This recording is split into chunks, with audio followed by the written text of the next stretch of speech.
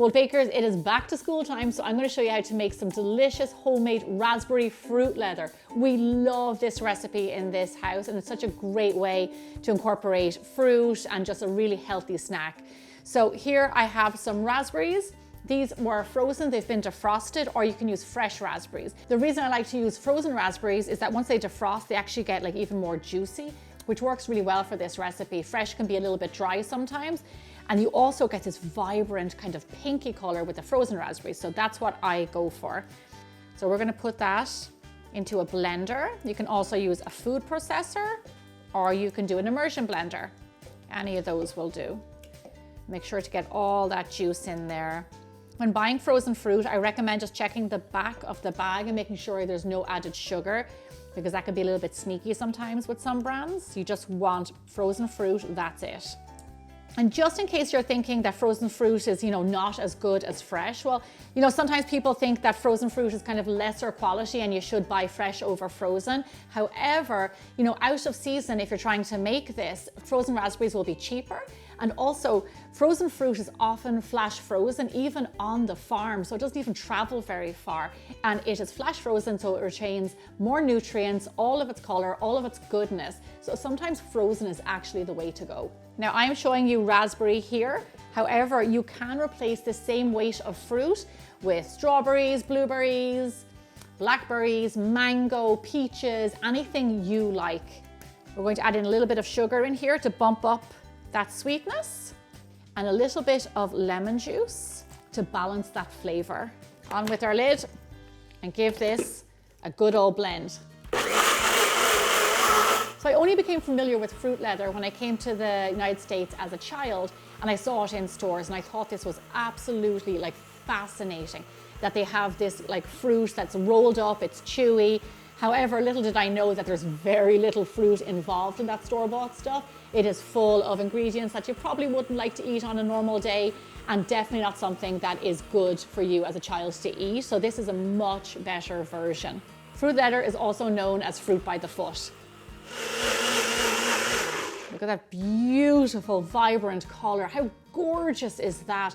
Just, in food styling, when I'm trying to get a really lovely strawberry red color, I sneak in raspberries and you get this just bold pop of it's just so rich and almost pinky. It's beautiful.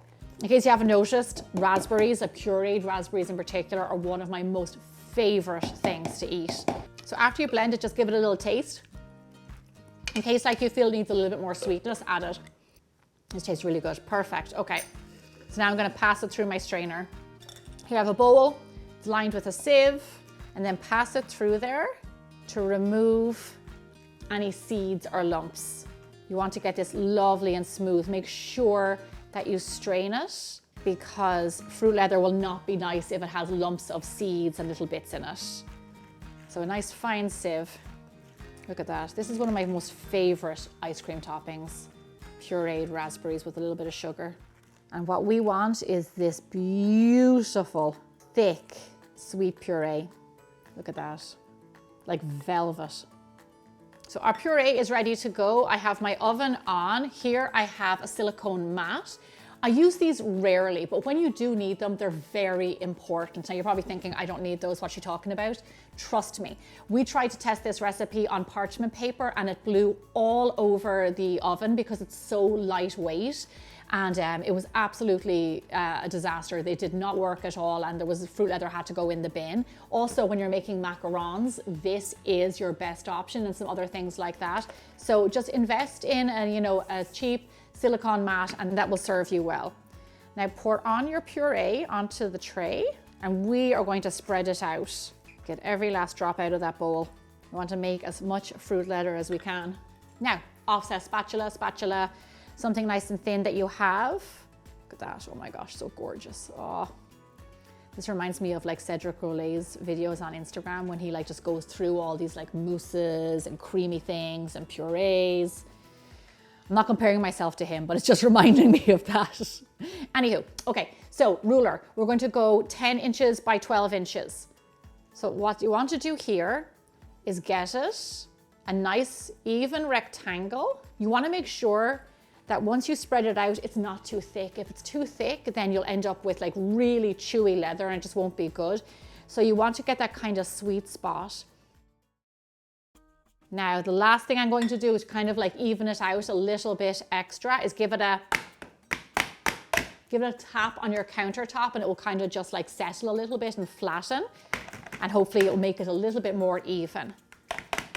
Perfect. Now, we don't need to hang around any longer. This is ready to go into our oven, so follow me over here. So now the baking, rather the drying.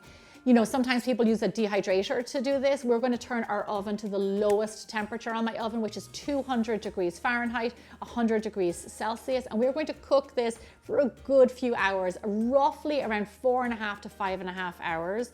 I will tell you, you're probably thinking right now, geez, that's a lot of time for one little tray. I do recommend doing multiple trays at once and really making it worth your while. But let me just remind you, the name of the game here is low and slow. We're trying to dehydrate that fruit, get that water to evaporate and end up with a lovely thin leather that we will enjoy.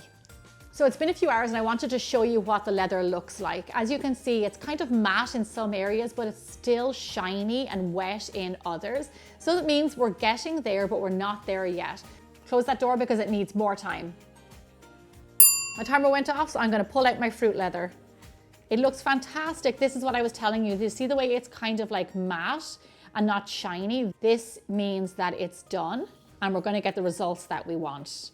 And it's dehydrated. As you can see, the color is completely different, which is kind of crazy. You would never think looking at this that it was raspberries. However, it will taste like raspberries, even more so because all the water has been removed and you're going to get just nothing but lovely flavor.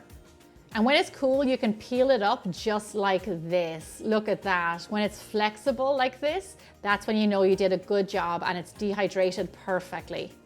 It's not too crisp, but it's not too dry, just like leather. The best way to cut this is with a pizza cutter. It makes it so much easier. Being nice and soft and bendy, it will glide right through. You can cut your strips as big or small as you would like. Now you can really see how it is fruit leather. It's bendy, it's soft, you can twist it. If yours starts to break, it means that it might have gotten too dry in the oven. It should be nice and soft and pliable, just like this one. When you taste homemade fruit leather, it really has a fruity punch because all the liquid has been dehydrated and all you're left with is absolute concentrated flavor, which is absolutely delicious. If you're heading back to school right now, then stick around and see how you can make your own homemade animal crackers, Ritz crackers, homemade goldfish, homemade Oreos, whatever you need to get yourself back to school. I'll see you back here again really soon.